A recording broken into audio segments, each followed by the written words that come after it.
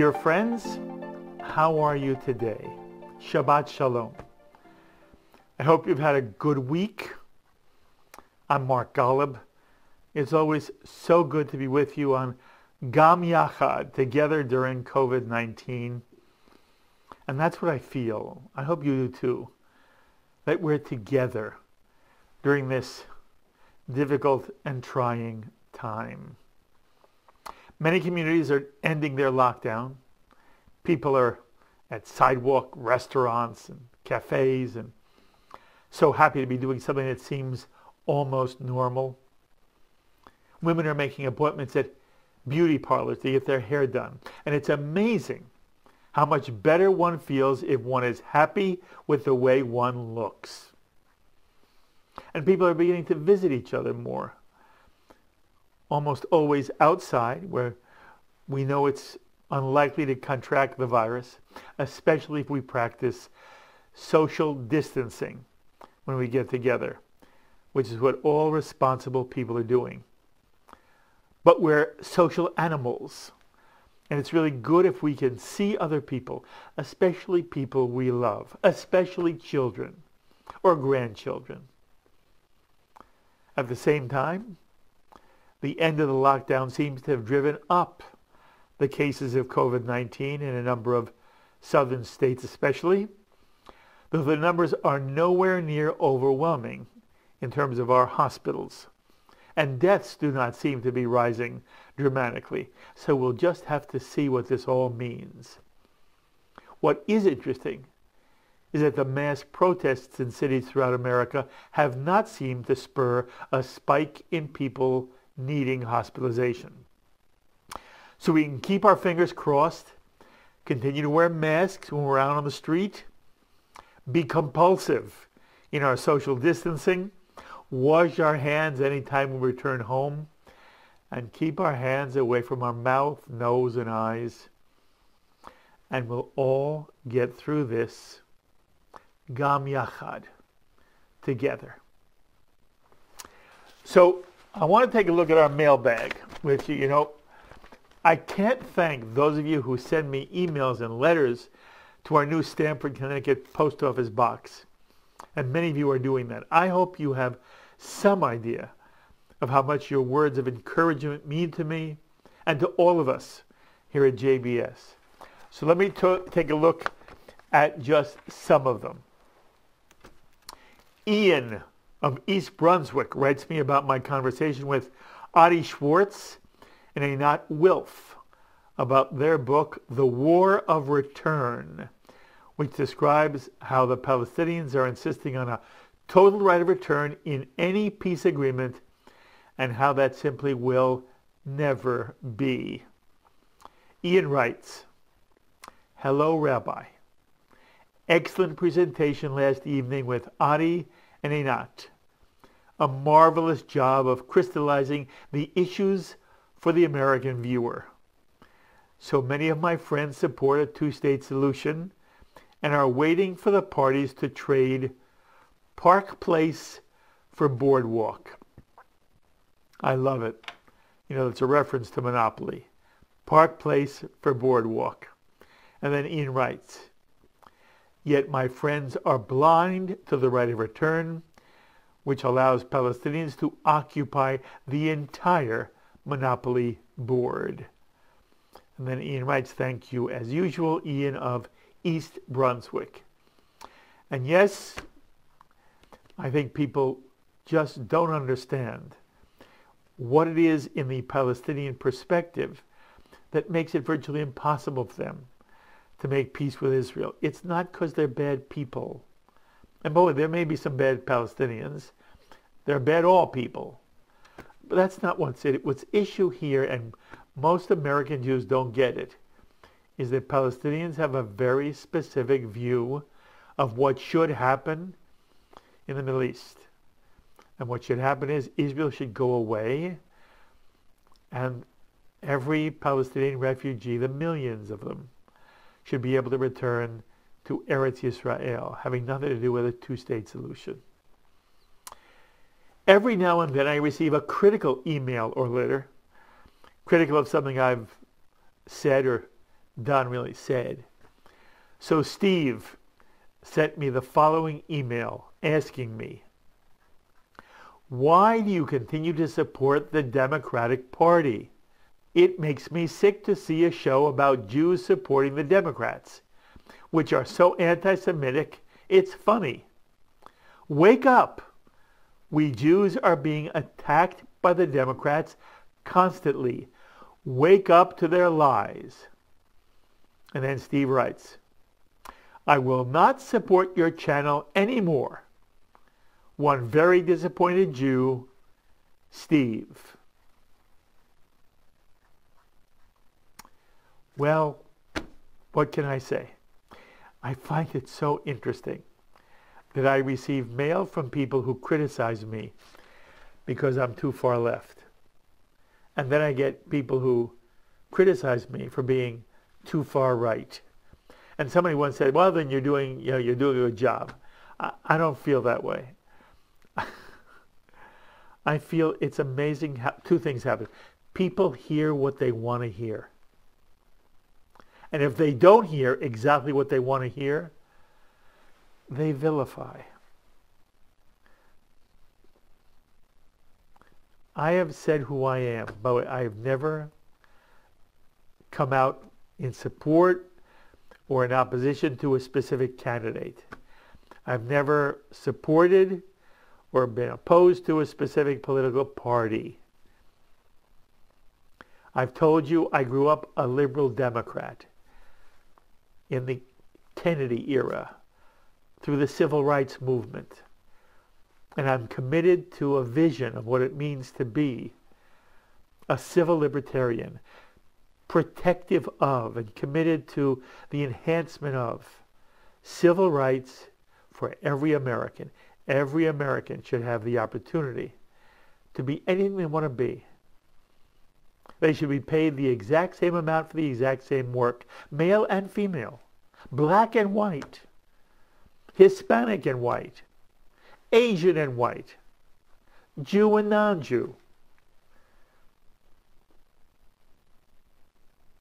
And there are many things that I see in society today, in government today, that troubles me and that thrills me. And it was true when Barack Obama was president, and it's true now that Donald Trump is president. And I don't come on here and bash Donald Trump. At the same time, I believe JBS should be a place where people of goodwill with different opinions have the opportunity to speak their minds and to share their perspectives. And so Steve's referring to a program we ran where people criticized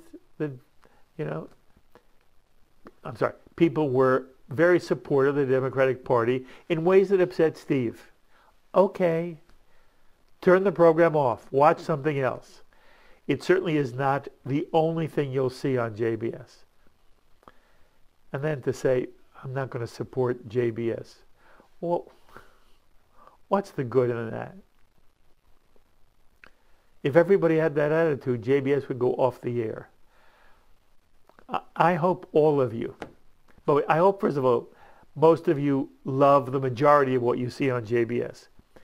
But if you see something you don't like, or I say something you don't like, don't take it out on JBS.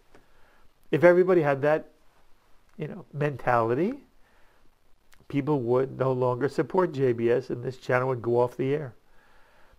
And, if you think this makes a very important contribution to the Jewish life, that it is enhancing the life of tens and hundreds of thousands of Jews and non-Jews throughout America and around the globe. By the way, that's what JBS is doing. And how proud it makes me and everybody who works with me here, our entire staff. We understand how much JBS has grown. And we understand how people turn to JBS as a lifeline. I have it here in all these, people send me these lovely cards, and they write just a short note, just telling me what JBS means to them. So Beverly writes, just a quick note to let you know that JBS is my favorite station. It is with sincere appreciation that I'm sending an annual contribution to JBS for the outstanding mitzvah you are giving to all of us, particularly at this difficult social distancing time. The sense of warmth and caring comes through every interview. It's a source of comfort to all of us. Warmest greetings and appreciation. I get letters and emails and cards like this all the time. People who rely on the fact that JBS is now providing Orthodox services and Reform services every Friday night. You can see both. You can experience both on JBS. Most Jews never get a chance to experience Orthodox and Reform Judaism. Well, you do on JBS. Anyway, I hope whether you think I'm too left or too right, whether you like something you see on JBS or you hate something you see on JBS, it'll never stop you from supporting this educational, cultural initiative, a non-profit in the Jewish world. Just like PBS television, we rely on you, our viewers, for support. Many of you. We've been getting marvelous support, but we just need more. Anyway, I'm being honest here, it amuses me when somebody says, I'm not going to support you anymore. Okay, don't support us anymore. But who are you really hurting? You're not hurting Mark Golub. If JBS goes off the air, you're hurting the larger Jewish world. There's never been a channel on American television ever like JBS, and now we have it. Anyway. But I also receive a great deal of mail from viewers in response to my L'chaim conversation with David Simon, the creator, writer, producer of the groundbreaking series on HBO, The Wire, about the drug culture and political corruption in Baltimore and how the police department operates. He also has this new miniseries on HBO right now, The Plot Against America, based on the Philip Roth counterfactual novel in which Charles Lindbergh defeats Franklin Delano Roosevelt and issues in a wave of anti-Semitism in America. And many of you had a visceral reaction to my conversation, especially when David Simon expressed strong criticism of the state of Israel. For example, Bill Johnson wrote, just watch your interview with David. Great discussion. Amazed at David's intelligence on many issues, but was disappointed at his unwillingness to listen to your challenge on factual history and especially textbooks for school children promoting killing of Jews.